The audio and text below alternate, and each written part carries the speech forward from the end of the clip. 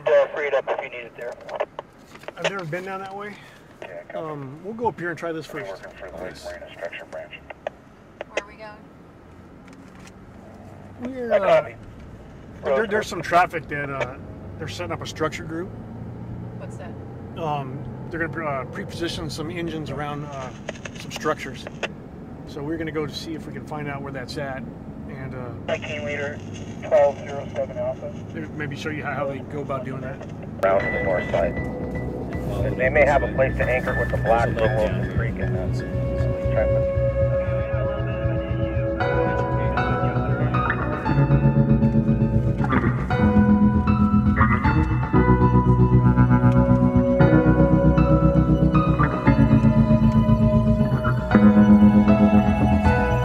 got to remember that we had strong 50, 60, 70 mile an hour winds for 2 days. It pushed this fire everywhere through this area, and eventually the main fire burned out most of the vegetation, but there are still small pockets, especially in the drainages that you see up here running up through the hills here, and that fire can sit down in there and germinate for a day or two before it starts getting the sun on it.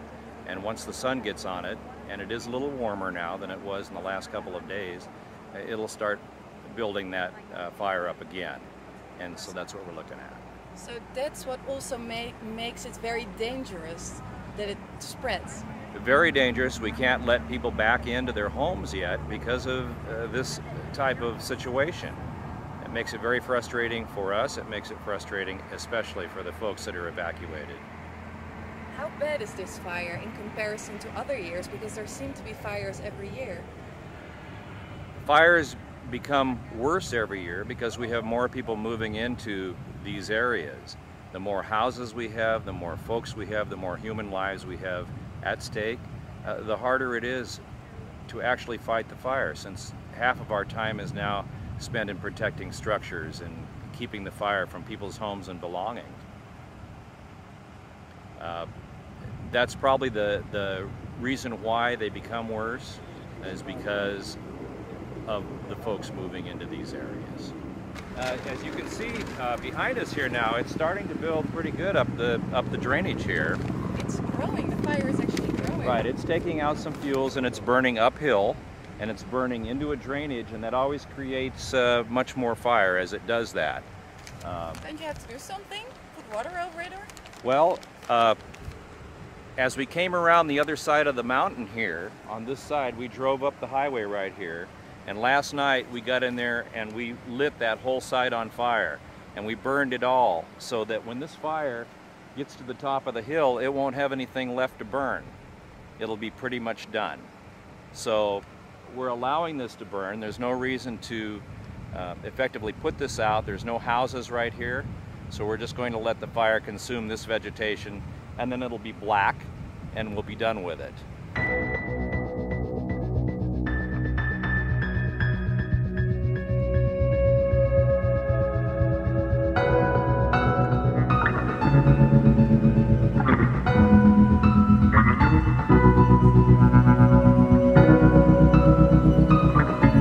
As you can see, the fire burned in around this little hill here and got into these two structures right here, and it looks like we've probably lost two right here. When we have so many houses scattered in the area, there's just not enough equipment to take care of everything, especially when the fire is burning so hot and so fast.